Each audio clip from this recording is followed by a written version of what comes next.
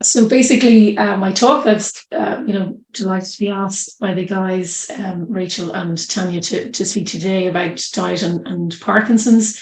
Um, when I was doing a bit of research, I was obviously, taking into account the audience that it is for Parkinson's Africa, and I had come across that apparently there is an African proverb that your food is supposed to be your medicine and your medicine is supposed to be your food. I don't know if that's true, but I presume that it's on this international website. But basically, in terms of Parkinson's, there is nothing at the moment that slows the progression, or obviously stops Parkinson's at the moment.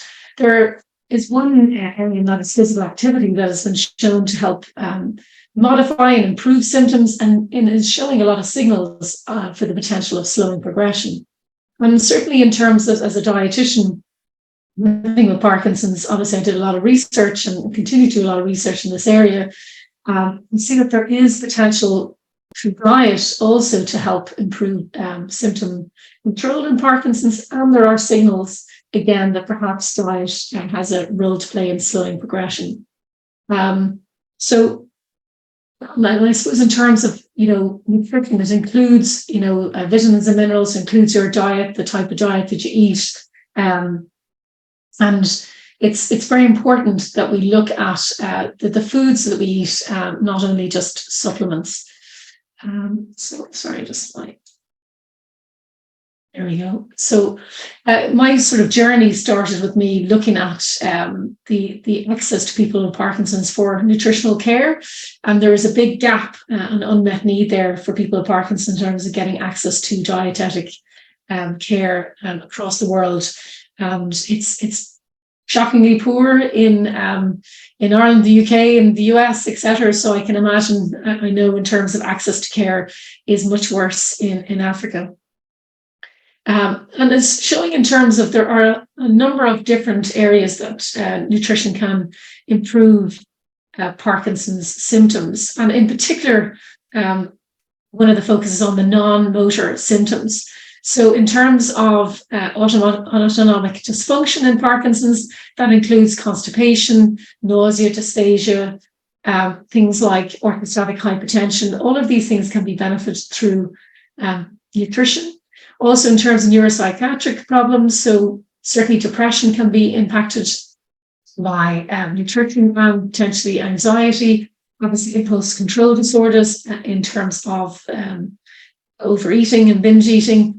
And then you've got sleep disorders in Parkinson's, such like restless leg syndrome, and sleeping can be sometimes improved by nutrition. And then you've got the sensory side of the non-motor symptoms. So it's certainly in terms of taste and smell can be symptomed through nutrition, and obviously helping in terms of fatigue, and in particular weight changes in terms of weight loss or weight gain. So there are many areas that nutrition can be useful for the management of people with Parkinson's. And I suppose that is why I see it as sort of one of the missing pieces of the puzzle in terms of the management and looking after people with Parkinson's.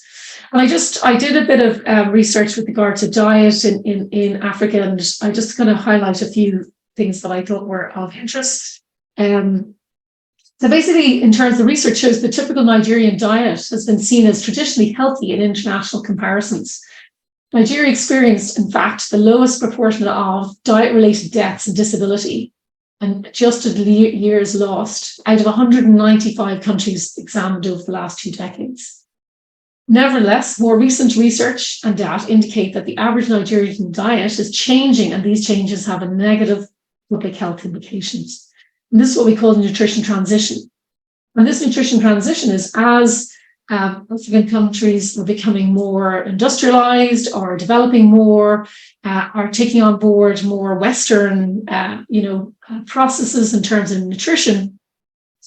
This nutrition transition entails increased consumption of energy-dense foods from animal sources, plant oils, and sugars, at the expense of the traditional whole cereals and pulses, which has resulted in a rising incidence of diet-related non-communicable diseases.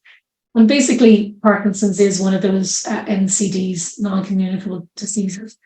And we have seen, a meteoric rise in Parkinson's, which is the fastest growing neurological condition in the world, across all countries, and increasingly in African countries as well. There we go. In terms, I'd done a bit of research before on this because I'd done a talk with regard to Parkinson's diet for Kenya. Her name is gone out of my head. Anyway, so in terms of a paper that looked at the composition of food groups and components that Kenyan people are eating, it showed that basically Kenyans were low in calcium, low in fruit intake, low in milk intake, low in nuts and seeds, and low in omega-3 and healthy fats, and very high in sugar-sweetened beverages, low in vegetables and low in whole grains. So you're going to see why this is important in terms of the advice I'm going to be going through. So the Kenyan diet, only 5% of adults consumed 5 servings of fruit and or vegetables on a daily basis. That is shockingly low. 84% often add sugar when cooking, preparing beverages at home. 28% always add sugar to beverages. In terms of the Ghana diet, and this is just in terms of a quick sort of research to see what nutrition research is out there for countries.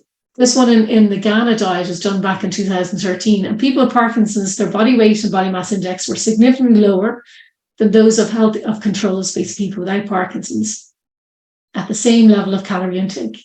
60% suffer from constipation, and 20% with dysphagia. Their diet is low in fiber, only 15 grams to maybe 20 grams of fiber a day. They did, however, have adequate protein in their diet.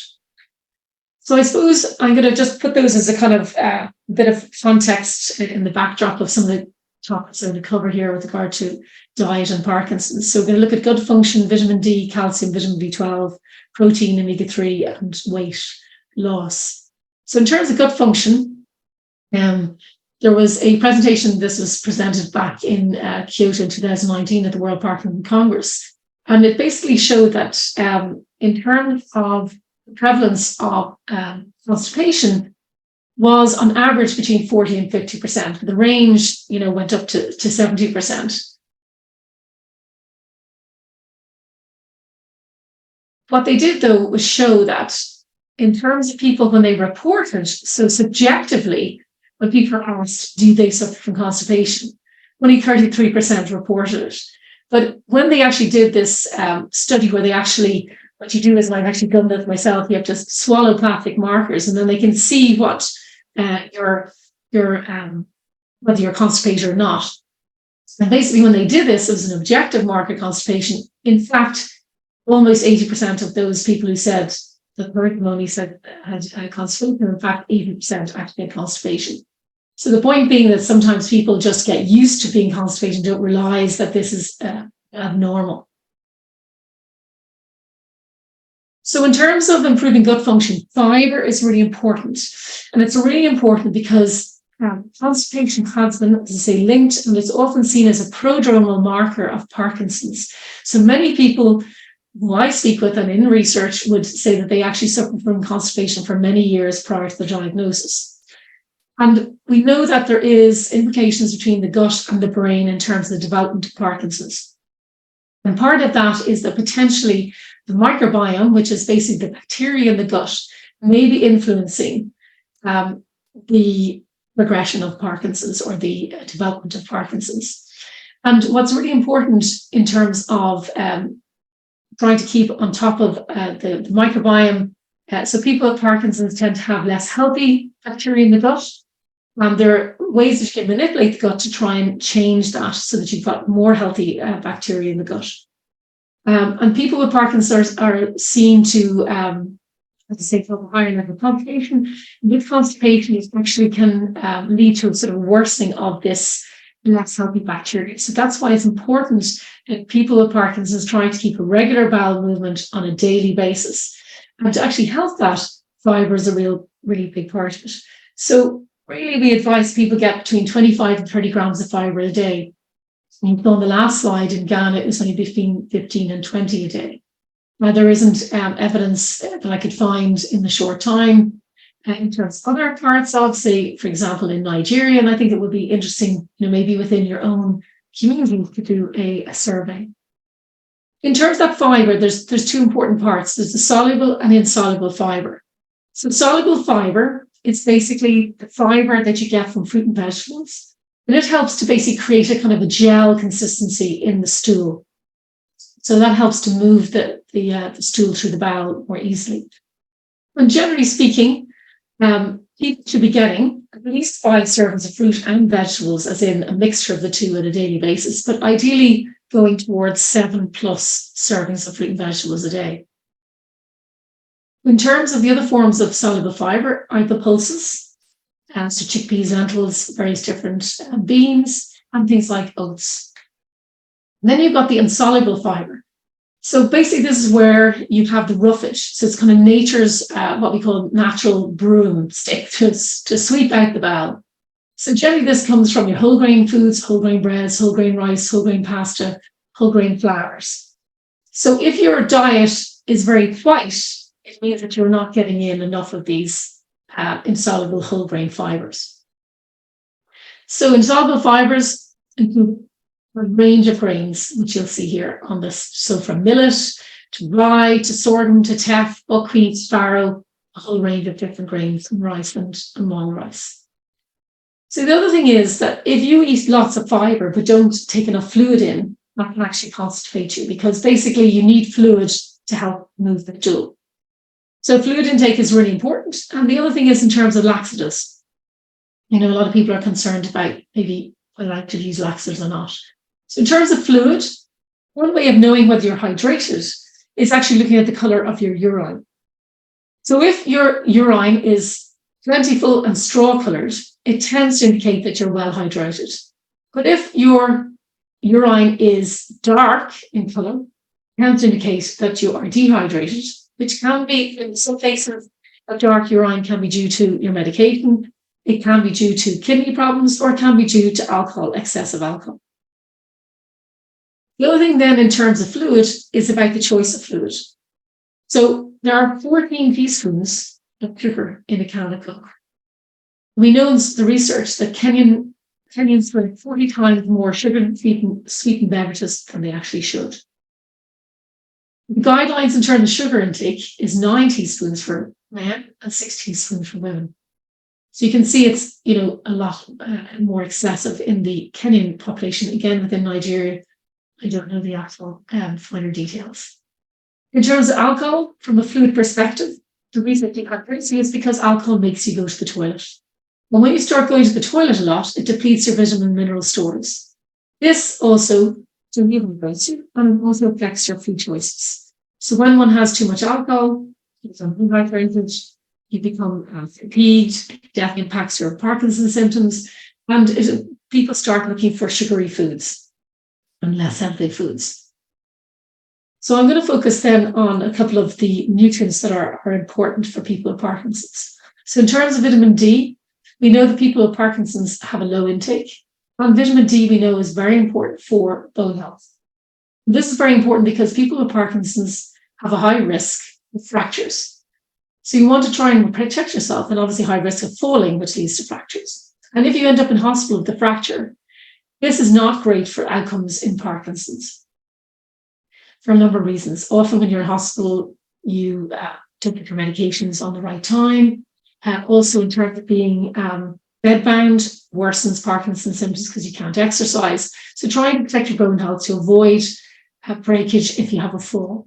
The other reason for vitamin D is that potentially it has evidence showing that it has a potential neuroprotective effect in Parkinson's, and definitely has some role to play in Parkinson's development of Parkinson's. In terms of progression, not enough evidence there. But vitamin D is crucial to activating your immune defenses. Comes from your fortified milks, for example, comes from your sardines, comes from eggs. But in terms of your levels of vitamin D in the blood, that actually is a way of knowing whether you're deficient in it or not. And it was shown one study showed that 1 in 6 healthy, now that's not people with Parkinson's, healthy Kenyan adults, African origin, vitamin deficiency was very high, 18 to 38%, and inadequate for bone health was 22 to 33%. And just a recent paper looked at the medium vitamin D concentrations were lower in populations living in northern African countries or South Africa compared with sub-Saharan, lower in urban areas compared to rural areas, and in men in comparison to women. So definitely this is an area, to be taken into consideration. Several of the risk factors for vitamin deficiency apply to people with Parkinson's. Due to the high melanin content among Africans, vitamin D production is not as efficient. Use of sunscreens reduce the absorption of UVB radiation, and sun protection also reduces vitamin D synthesis by more than 95%. So obviously we're trying to protect against cancer, but then it leads to reduction of vitamin D synthesis. So the main source of vitamin D is from the sun's action on the skin. Increasing age leads to less production of vitamin. Obviously, Parkinson's is generally a higher proportion of people in the older age group, over 65. People who are housebound and confined with little sun exposure, and I know from the journeys that have been shared by Parkinson Sibuku and also Parkinson Africa with regard to the stigma around Parkinson's and people left housebound, away from sun exposure. This is not doing them good in terms of vitamin D, in terms of their bone health, and potentially maybe in terms of their Parkinson's in general. People who are obese, physically inactive, have asthma or chronic lung disease also tend to be lower in vitamin D. So ultimately, we're sort of advising people to get 10 micrograms of vitamin D a day. For those who have insufficient and deficient vitamin D, the amount of vitamin D may need to be higher. And they might need to have high doses of vitamin D over a certain period of time. And ultimately, this needs to be discussed with a neurologist or a healthcare professional, and I don't know, in terms of in Nigeria or in other African countries, are vitamin D levels checked? And I would say that that's something that you can strongly push for. This is what basically osteoporosis is. So on the left-hand side is a healthy bone, a strong structure. The right hand you can see is porous. That's the weak structure. So basically you can understand why if you're Parkinson's and you fall and you've got this porous structure, you're going to break a bone. So the other thing is, in terms of vitamin D, one of the most important roles of vitamin D is to make sure that you absorb your calcium to protect your bones. So protecting you from osteoporosis, because people with Parkinson's have high levels of osteoporosis and osteopenia, which is pre-osteoporosis. Calcium also helps to aid muscle and nerve function and help manage blood pressure. So calcium you can get from yogurt, cheese, sardines, kidney beans, milk, are all different sources of your calcium. The other thing that's very important in terms of Parkinson's, and particularly with regard to people with Parkinson's in Africa, is vitamin B12. So in Africa, the estimated prevalence of inadequate intake of vitamin B12 declined from 48% to 30% in 2007, but actually has bounced back to 40% of people not getting enough vitamin B12 in 2017. And the prevalence of inadequate intake is nearly universal in 4 countries and exceeded 50% in 8 more African countries. So the conclusion was many African countries have major deficits in vitamin B12 supply. And vitamin B12 is really important because it mimics, vitamin B12 deficiency can mimic a lot of the symptoms of Parkinson's. So vitamin B12 deficiency can give neuropathies, which is basically tingling in your hands and feet and your extremities. It can lead, when you have a vitamin B12 neuropathy, it is not reversible. So you want to get on top of that. It can lead to mood, low mood. It can lead to muscle weakness. It can lead to fatigue, depression. It can also lead to worsening of tremors. So in terms of these symptoms, people can often think that Parkinson's is getting worse, but actually it potentially is vitamin B12 deficiency. Also, vitamin B12 deficiency has been linked as a prodromal marker of Parkinson's, and potentially has an implication in terms of progression. So in terms of your vitamin B12, you can get it from your fish like salmon, your eggs, your egg yolks, your red meats, your sardines, and your shellfish as well.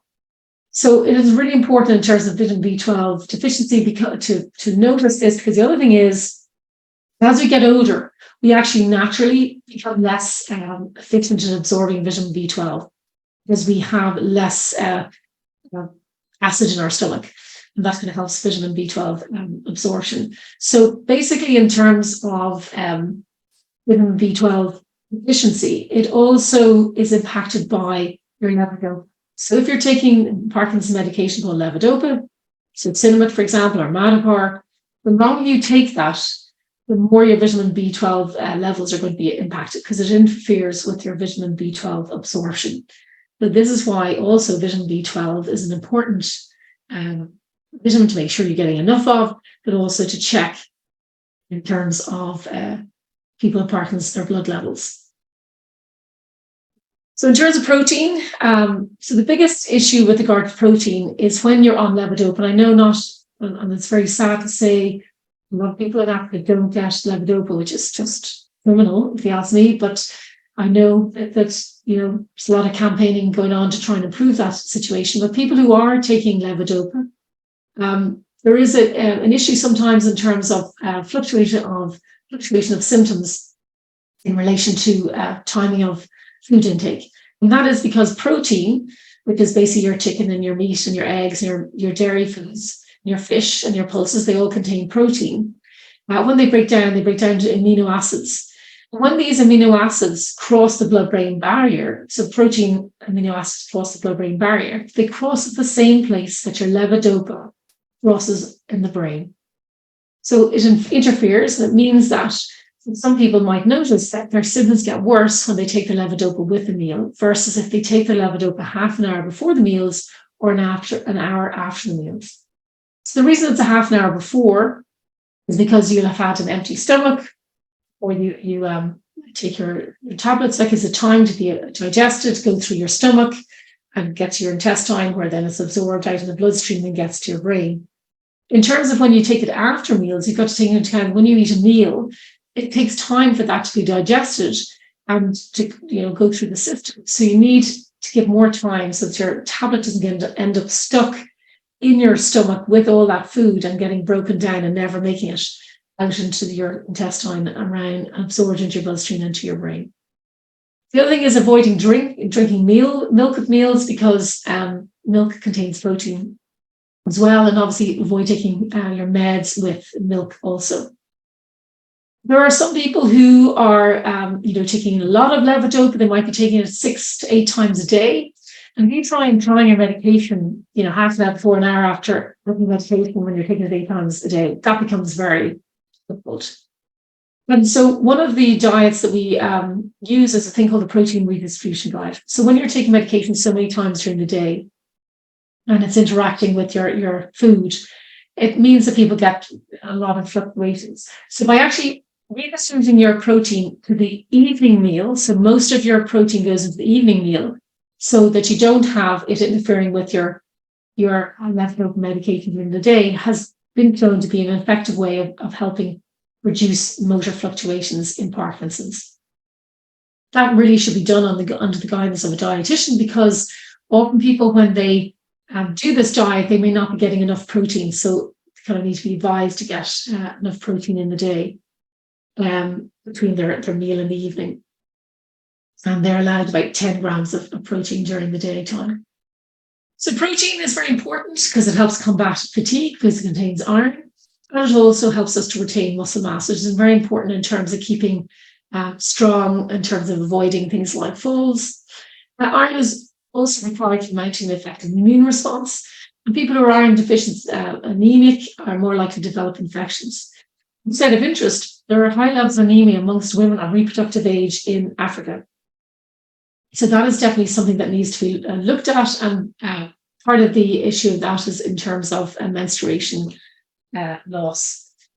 And there is some implications in terms of low iron levels and Parkinson's. And then the other nutrient I want to focus on is fats. So omega-3 fats are essential. That means we need them in the diet. They're a major component of our brain.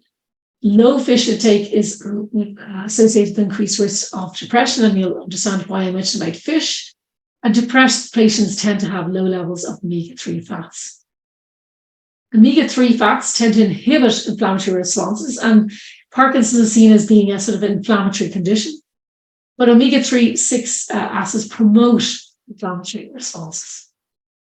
So sources of omega-3 fats are oily fish, salmon, sardines, mackerel, kippers, trout, herring, fresh tuna, or fish oils.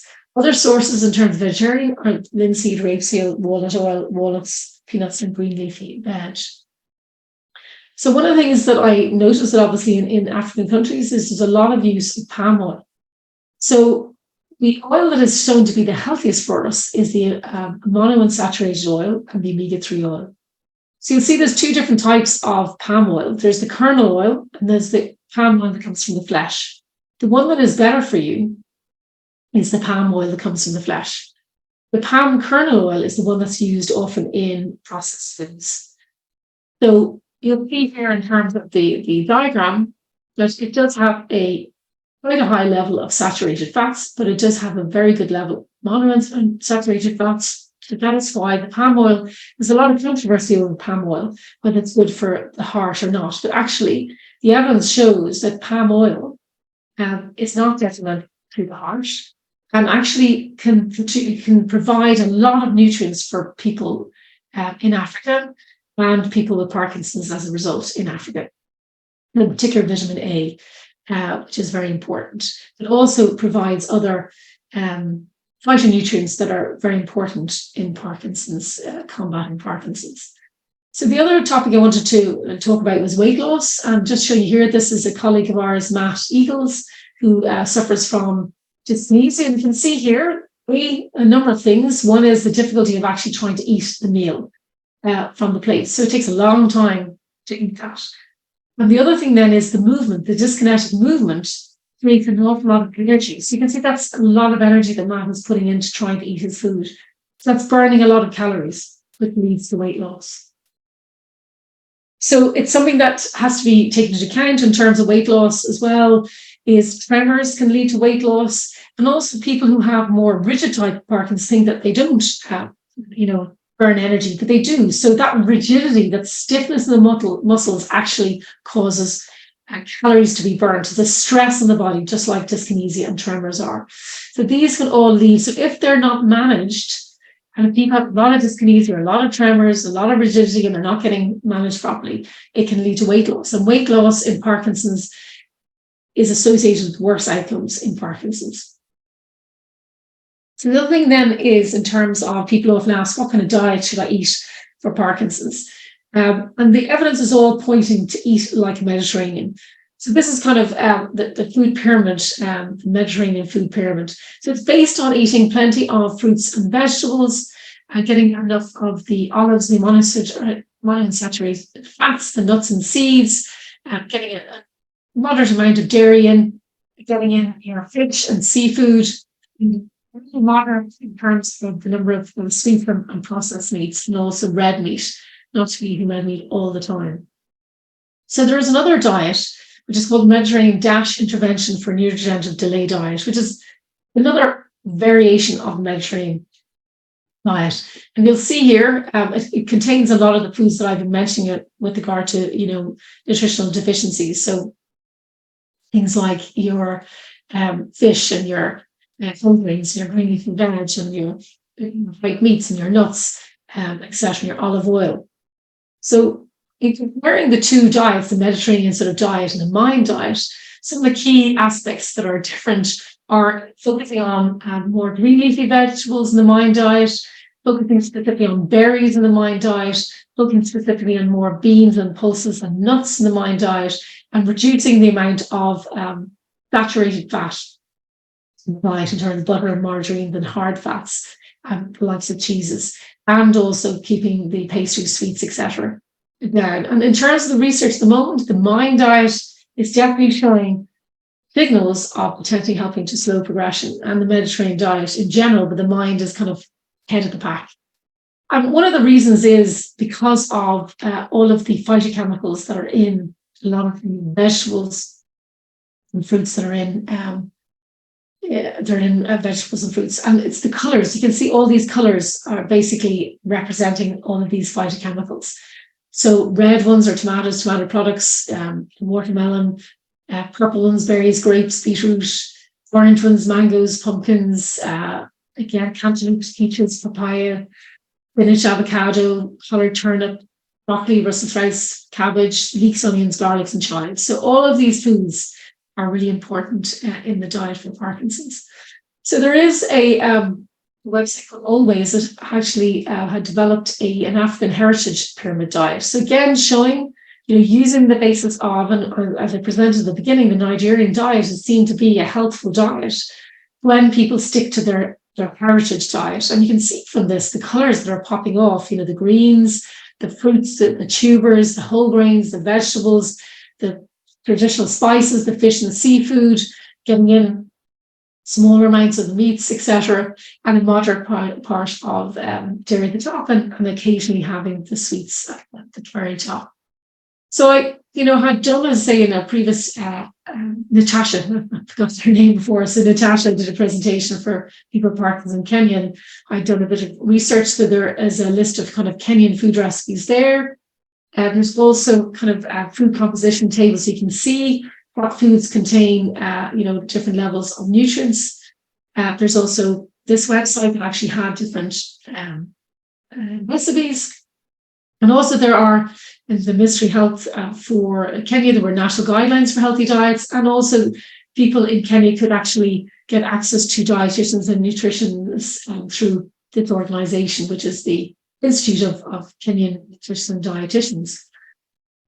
There's also a Ministry of Health portal with regard to the importance and the priority areas for improving nutrition for people in Kenya, but obviously this could be applied to people with Parkinson's.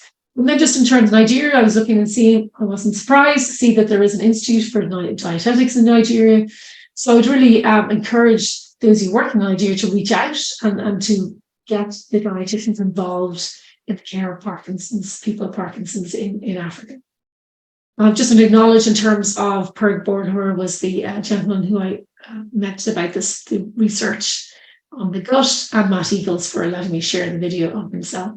So just a little plug at the end in terms of myself. I have been doing a lot of research with regard to tracking women's Parkinson's symptoms across the menstrual cycle. We've actually we've developed a digital self-care companion, which can be used by men and women.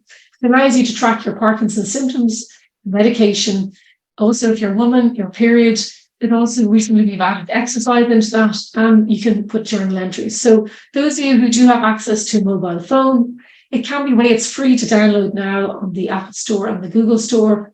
And it's just a way for you to actually notice things like the timing of your meals with your medications. Does it make a difference to your symptoms?